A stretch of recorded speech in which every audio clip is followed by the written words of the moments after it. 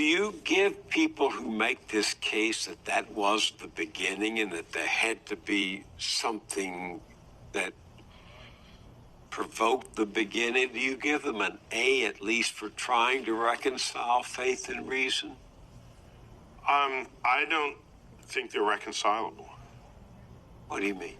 Well, so let me say that differently.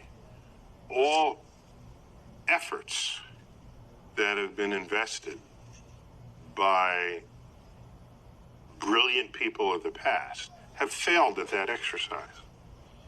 They just fail. And so I don't, the track record is so poor that going forward, I have essentially zero confidence, near zero confidence that there will be fruitful things to emerge from the effort to reconcile them. So, for example, if you knew nothing about science and you read, say, the Bible, the Old Testament, which in Genesis is an account of nature. That's what that is.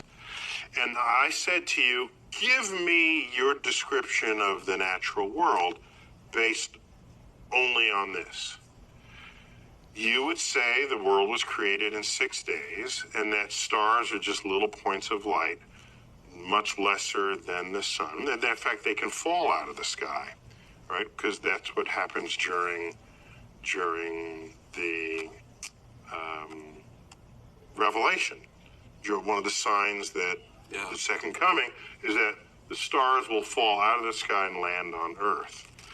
To even write that means you don't know what those things are. You have no concept of what the actual universe is. So everybody who tried to make proclamations about the physical universe based on Bible passages got the wrong answer. So what happened was, when science discovers things and you want to stay religious, or you want to continue to believe that the Bible is unerring, what you would do is you would say, well, let me go back to the Bible and reinterpret it. Then you say things like, oh, they didn't really mean that literally, they meant that figuratively.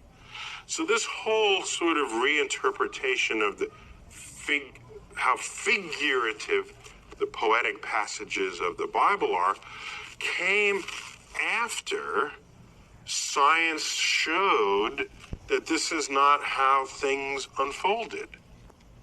And so the educated religious people are perfectly fine with that. It's the fundamentalists who want to say that the Bible is the literal truth of God, and want to see the Bible as a science textbook, who are knocking on the science doors of the schools trying to put that content in the science. Enlightened religious people are not behaving that way.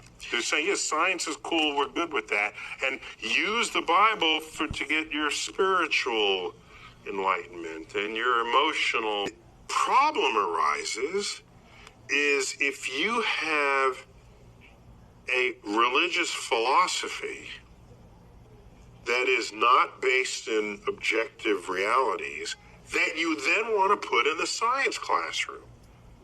Then I'm going to stand there and say, no, I'm not going to allow you in the science classroom. I'm not telling you what to think. I'm just telling you in the science class, you're not doing science. This is not science. Keep it out. That's when I stand up. Otherwise, go ahead.